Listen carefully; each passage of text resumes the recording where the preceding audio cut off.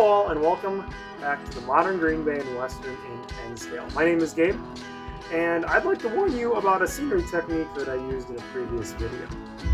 In the third and final installment of the Granite Valley Forest Products video series, I mentioned that I used self-adhesive cork to build up the area where the gravel is on this industry. In my most recent videos, I showed these shots of GB&W 224 working the spur, and I don't think anyone noticed the issues I had with it. Which is good, but I've noticed the issues I've had with it, and I'd like to fix it. I'd also like to make sure that you guys don't make the same mistakes that I did. So let's get into it. And before we do, please like and subscribe so you get more bad scenery advice from me. So what are the issues with the Granite Valley Forest products, specifically the gravel? From here, kind of a normal viewing distance of the layout, I don't think you would really notice it, but let me get a little closer. One of the easiest places to see the issue is right here where the building meets the gravel. As you can see, yep, I just peeled that away. This is bending up. And it kind of goes all the way down. You can see I got gravel inside the buildings right now. And that was an attempt to try to fix the issue. All the way down, I have issues where a gap has formed and it's not right up to the building like I wanted it to. Other places that I've had issues is where I put a little bit of this green. I got a crack right here, you can see. Right here where two pieces meet in the middle of my parking lot, I got a crack where I think it's bent up. And then also here, near my fascia that I did, my most recent video, it's starting to come undone. So I'm a little unsure exactly why this occurred. I had the cork down for a very long time prior to putting scenery on it. And you might say, well, then it was probably the scenery, the wet water, and your scenic cement that caused it to warp, which is probably true, but I've used it in other places where I built, like in this spur, I made it gradually go down from the foam road bed to the level that is parking lot, and I don't have any issues. Now it's a much smaller area and maybe better encapsulated, but yep, so that's my issue. And again, I've said this many times on this channel, half the time I'm doing this stuff for the first time. This is really the first real layout I've built since high school, at least one that's gone as far along, as intricate, and as large as this is. I'm figuring stuff out as I do this channel, but when I find something that didn't quite work or I have an issue with, I'm going to let you know, mostly because I don't want you to make the same mistakes as I did, and secondly, I got to fix it, so I might as well get a video out of it. First things first, we need to remove some things so that we can work on this project without losing anything important. When I first noticed this issue, one of the things I tried was tamping this down like this, which is why we have all of this gravel that has gone onto the structures. That obviously didn't work, or at least didn't work to my satisfactory, so I'm going to remove the structures, much as I kind of thought they wouldn't come out for a while.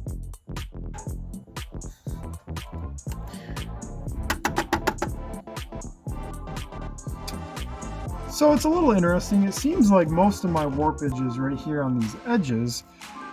Here, I actually don't see much of an issue. There's a little bit here, but that's somewhere where nobody will ever see it. Same with back here. I'm gonna get my vacuum out, kind of clean up this loose stuff, and see what we can do with getting this edge down better.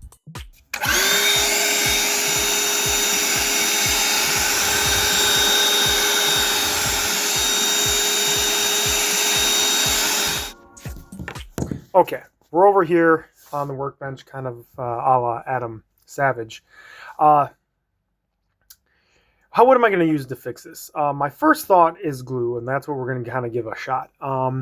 My fear is that if I use something that's water soluble, like Elmer's glue or Eileen's tacky glue, when I go to fix up the scenery and use my wet water and my scenic cement, I'm essentially just going to dissolve that glue. It should readhere, but I'm still going to dissolve it, and the warpage is going to happen. In that thought process, I was thinking maybe had I sealed the cork completely with the gray paint and made sure that was all dry before I tried adding any scenery, I probably wouldn't have gotten the warping.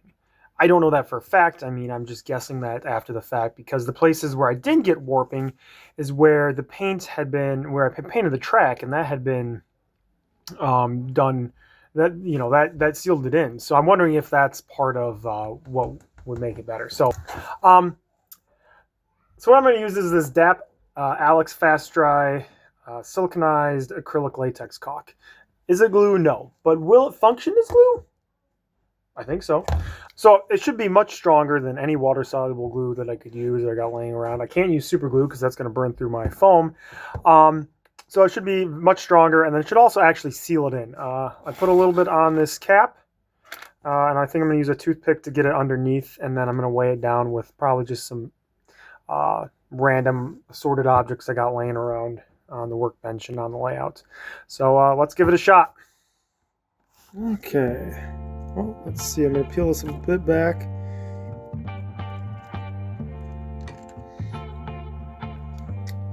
Also a little worried about getting it here because I want my buildings to lay flat. So I'm sure I'm going to get a little bit there. You know, a little collateral damage. Not more worried about getting this. Worried about this staying down. So. And anything that sticks out we'll cover with scenery and paint, so I'm not too worried about that. There we go.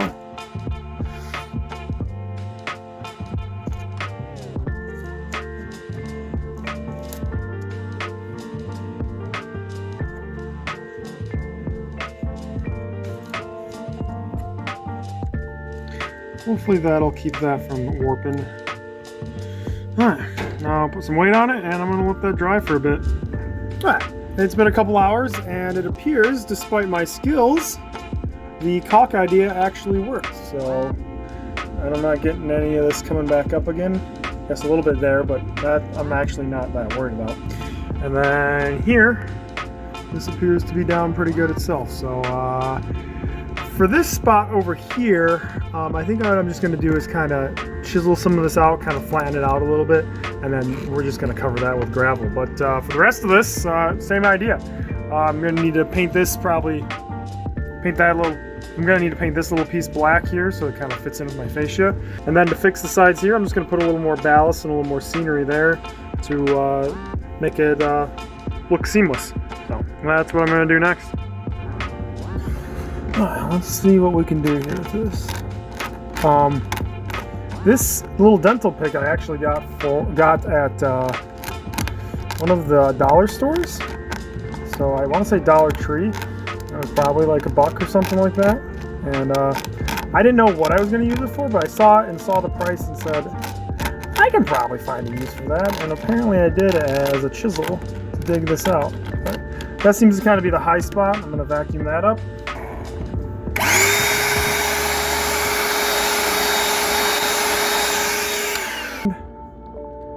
That area should be ready for some scenery. And I'm just using Apple Valley Pewter Gray to do this. And that's just so that the white doesn't show through. But I'm just going to paint it. And then once that dries, we'll do some scenery. And then we'll be able to put the gravel down and put it right up to the buildings again. So once the paint's dry, we're putting our buildings back on, and I'm using both a spoon and my fingers to apply gravel to the spots that need it. Then we're just using scenic cement to hold everything down. We're going to patch the hole over by the little crossing so that looks flat. And now we're going to let this dry, and hopefully we don't have any more issues, and I'll let you know how it all turned out and see if I fixed my problems.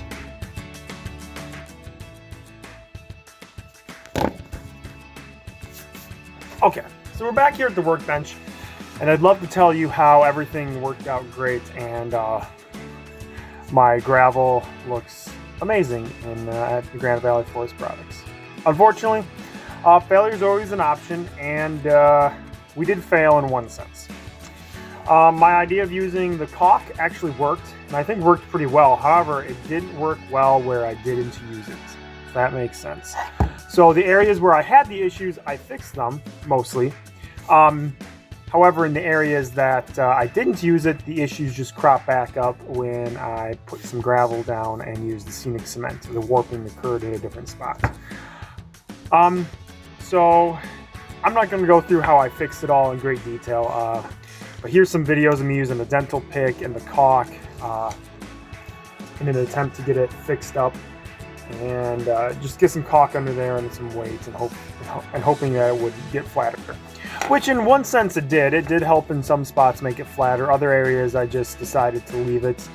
And it's one of those things that I'm going to notice. It's just like anything on the model railroad or anything you build. You always notice the imperfections, and I don't think that they're very noticeable right now at normal viewing distance. The best way to fix this, and where the failure occurred, is the cork. Self-adhesive cork, which I'm kind of disappointed by. I really thought was going to be a really cool idea and a really cool tool and item to use. It's just, I think it's too thin, because cork is used on model railroads and it's covered in scenery all the time.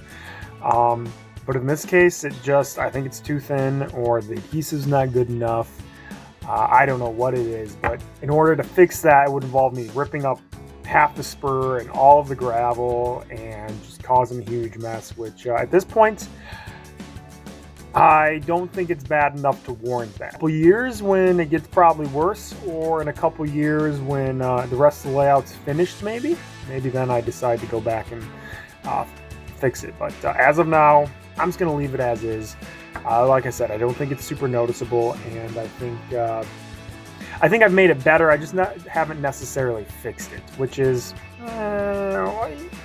you take your wins where you can, right?